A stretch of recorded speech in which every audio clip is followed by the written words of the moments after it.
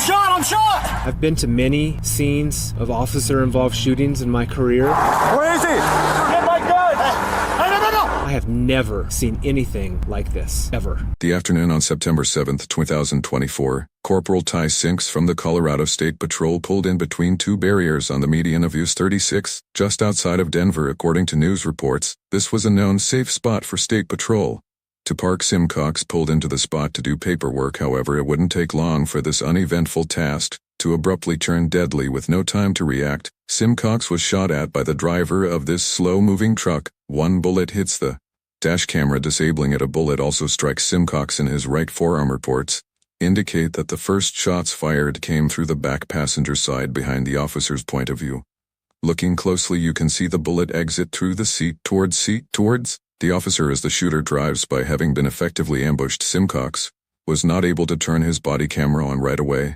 Acting quickly, Simcox calls for backup, wields his pistol, and swings behind his F-150 patrol truck for cover. Oh, who was that? Was that Ty?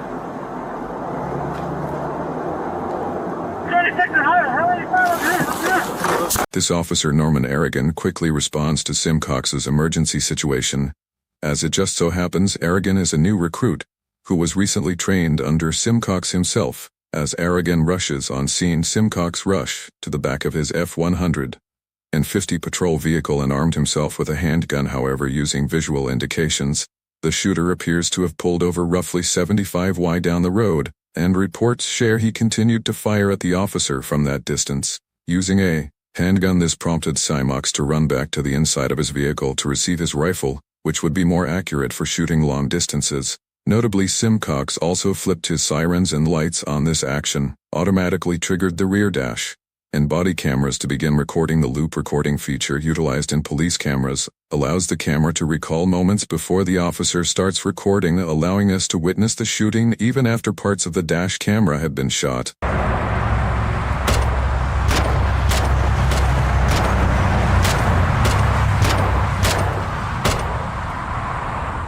Shots fired. I think the suspect's down. Highway 36, big entry. On my way.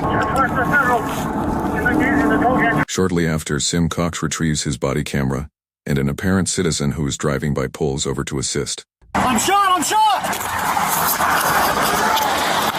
Come here! You see what the happened or what? What can I help you with? Tighten that lamp. Here, the civilian helped Simcox apply a tourniquet to his injured arm. Stop. I messed up. My name is... That guy down there? Yes, now my wife has got a gun. Son of a ambush! My wife has got a gun. She's...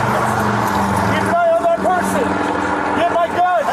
Hey, no! Don't get your gun out! Do not get your gun out right now! Don't.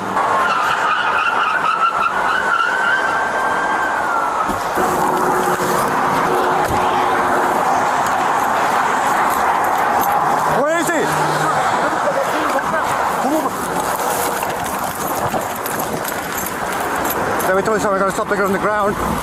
Suspect lays on the ground, excessively bleeding and seemingly unconscious. Simcox's return fire hit its target. Hey,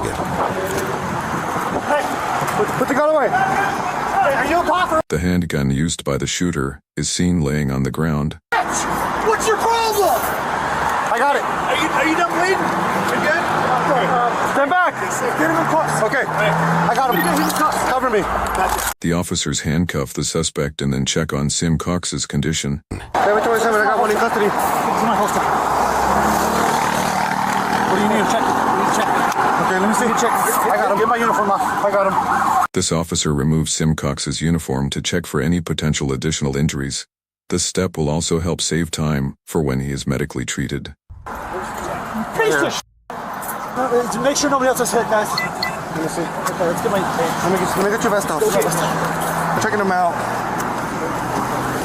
Check this armpit. You're good. You got a shot at that. Hey, let's go. You're good, bud.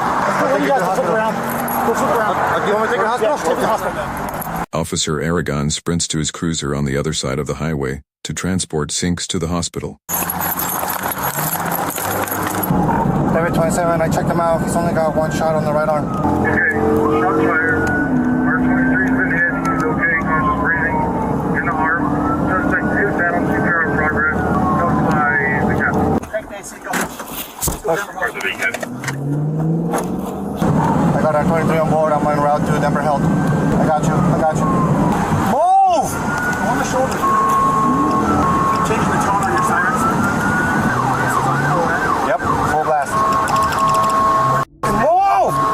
to the hospital, officers on scene discover more than just Sim Cox's body camera. Oh, he's leaking. This is where he was leaking it. Oh, Ty got hit? Yeah. I would leave that there for now. Let's just Leave the rifle? Let's clear it. Probably want gloves for that. It's Ty's blood. I'm not super worried. Let's just see if he does it right here. I know. I mean, just so we're not touching it. Probably don't. Does anyone have like evidence flags? Where's this piece? The situation caused the highway to be shut down for hours, so police could properly gather evidence and clear the scene. During that time, a press conference was held to discuss what happened. I'm the district attorney for Colorado's 17th Judicial District.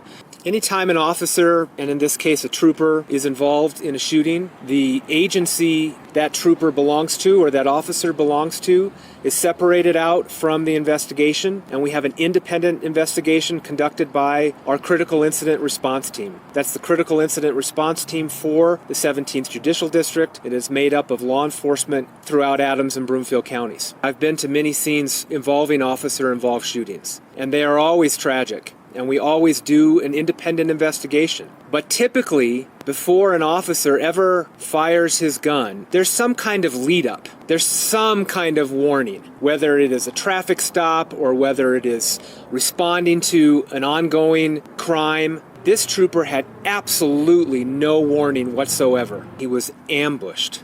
There would be no reason for this trooper to ever anticipate that one of those vehicles would slow down and unload his gun into the trooper's vehicle. The fact that he wasn't killed, to me, is, yes, miraculous. And I just walked the scene and saw the shell casings on a highway that has been completely shut down. Again, an experience that is unlike any I've ever had in my career. The number of shell casings suggests that this was a shootout. I think it's highly likely that a bullet struck another vehicle. And again, it is miraculous to me that nobody else was hurt. Reports at a later date indicate that at least one bullet struck another vehicle. It is not currently publicly known which gun the bullet came from. My name is Colonel Matthew Packard. I serve as the Chief of the Colorado State Patrol. I will tell you very directly that our member was targeted today by a man that intended to kill him, and that is shocking and unacceptable. But our Colorado State Trooper responded appropriately and swiftly and courageously, and he won today. That's what good does. Good and courageous people win over evil cowardice, and that's what happened today on Highway 36. He looked at the face of evil and responded appropriately. Weeks after the incident, Chief of Police Colonel Matthew Packard held another press conference to bring further transparency to the situation. I believe, based on current information, that Corporal Simcox was a target of opportunity. I think this shooter saw a patrol car, and that's the one he decided to take shots at. I am pleased to share with you Corporal Simcox continues to recover. I could not be more proud of that man. We expect a full recovery as he continues to come back for this. He did send me a statement that I'll read. I feel extremely blessed that I'm alive, and I'm very thankful for the support and prayers from everyone. You know, when you see Simcox fire multiple times from his rifle right there next to his vehicle, clearly toward the suspect, I mean, you're in an area with moving traffic and other people. I would imagine clearly he's not just firing at random. He had a very targeted approach, but can you speak to what that training is when you are in a field of moving vehicles, but also bystanders and people? I appreciate the question. So when we teach firearms, in fact, every time we're at the range, we go through the firearm rules, and one of those is to be sure of your target and what is beyond. And as you're taking aim and firing your weapon, that you're accountable for every single round that leaves that weapon, and then to have a backdrop that you're comfortable that it's safe to fire upon. And I can't speak specifically to how that analysis went with Corporal Simcox. Following his training, he would have been aware of that, what was beyond. When people see a state patrol car, whether it's in the center meet of Highway 36 or on an overpass in rural Colorado, that people tend to drive better. And that's really what the mission of this organization is to encourage safer driving. You can't just pull back and hide at the office. We have to be out there to provide the service that we provide. And I will tell you this, as I left the police department to head back to our office that night, what I heard were state troopers making traffic stops and working. And I tell you what, that's incredible to me. Their supervisor was just ambushed, and they all knew it. At the end of the day, this is a risky profession for a lot of different reasons. But the folks that come to this line of work do it on purpose. So my concern, sure I am, but I'm also very confident in the training that happens here and so our folks can be ready for this. While there are plenty of rumors circulating around the shooter, now deceased 32-year-old Victor Anthony de Santiago, there are not many confirmed facts that surround his motives behind the shooting. Victor was born in California and was a longtime resident of Colorado. According to news reports, he has an extensive criminal history which includes over a dozen charges. The charges include assault, criminal mischief, Dewey, domestic violence, menacing, drug-related charges, and others. The State Patrol also mentioned he had a criminal record that also extended to when he was a juvenile in 2009. State Patrol also mentioned he had prior gang affiliations during that time, but there were no indications he continued to be part of that gang. Officials refused to name the prior gang he was a part of. The true motives behind Victor's actions may never be fully understood. What's going on, guys? Today we have a scary one out of Colorado. Corporal Simcox is just sitting in his police vehicle, and out of nowhere he's ambushed by some random driver who shoots at his police vehicle. The first few shots go through the back seat, the second shot goes into his arm, and then he shoots out his dash cam. Corporal Simcox gets out of his police vehicle after calling for backup and returns fire with his rifle, taking the suspect down permanently. Now, thank goodness for that civilian who helped him with his tourniquet to save his life. Now, the great thing here is his trainee, Trooper Aragon, shows up and transport him to the hospital. It's something that you call scoop and go. Now, in Philadelphia, they call this a scoop and run. That's when they take the person who's been wounded and get them right to the hospital because EMS is nowhere near. Back in 1999, I'm a rookie officer just getting out of roll call. It's a Sunday morning and I'm thinking not much can happen. My first call is a report of gunshots. As I roll up, I'm thinking this cannot be founded, but sure enough, it was. I got two guys on the highway, and you can tell one of them is already gone. He's already bled out. The second one is still breathing and talking, but there's a lot of blood on the ground. So we scoop him up, place him in a police vehicle, and we take him to the nearest trauma center. Now in Philadelphia, 2/3 of these trauma victims arrive at these trauma centers by way of police vehicle, and it does help to save lives. So I'm hoping that other cities adopt this method. Now Corporal Simcox was very fortunate that they were able to get him to a hospital so that he could begin to recover. And I had one last question. If you truly want to be a law enforcement officer, ask yourself this: could you respond the way he did? If the answer is no, and there's a lot of other professions you could look into. I'm just being honest. Remember to be safe, and I'll see you guys in the next one.